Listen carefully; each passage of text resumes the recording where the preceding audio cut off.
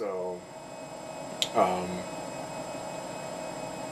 yeah, once they do all that, they try to get the scientist guy. They try to get him to talk, tell him what's going on, and he's trying to be hush hush because it's a government type of thing. But he's kind of like, he's kind of he kind of has a conscience, so he tells him, and he doesn't want to take any blame for what the government experiment was, but whatever. So they're on this raft, and then they run into this kid and his dad. Well, the dad got eaten by the fish, and then they saved the kid. So that's when the government gets called, and then they come to investigate the whole thing. Meanwhile, they're trying to deny their involvement in it or whatever. But then,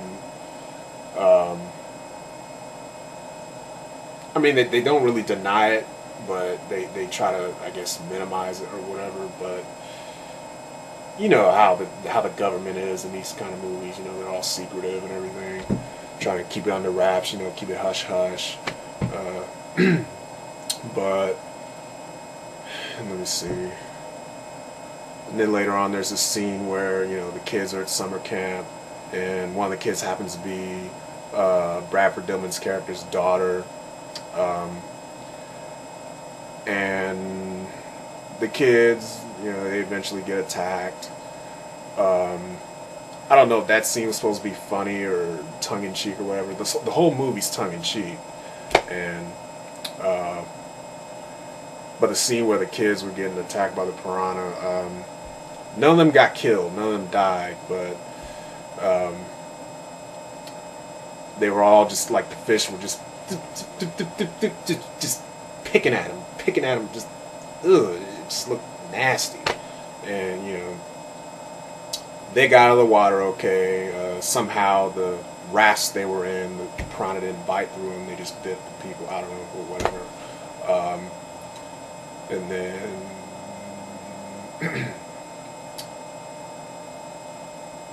yeah, so they make it to the kids, and then, or no, I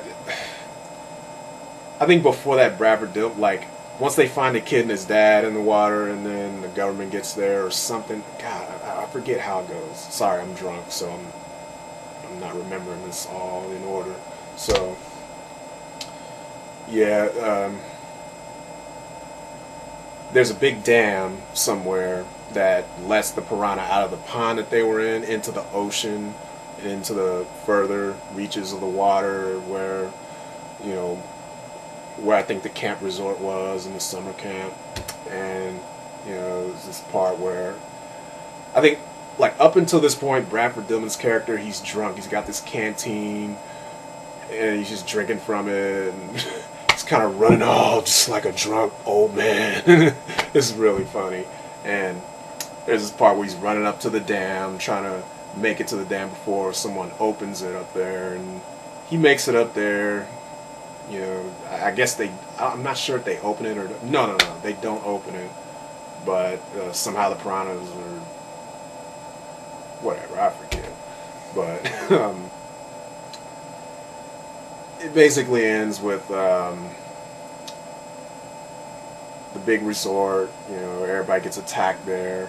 That's when people started getting killed not the summer camp, but well, no, one counselor died at the summer camp, got pulled down, but then at the summer resort with just regular people there, not kids,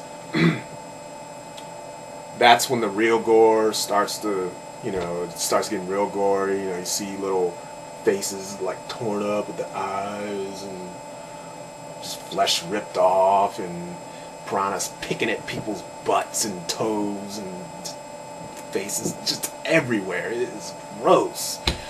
And the sound of the piranhas, like,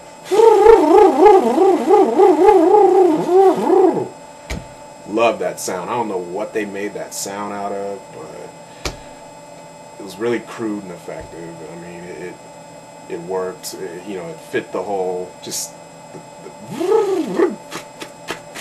I mean, I don't know if piranha really sound like that, but it really went together with the gore and the biting and all that stuff. And what else? Yeah, basically ends with Bradford, Dillman, Heather Menzies are on a boat, and they try to make it over to this. I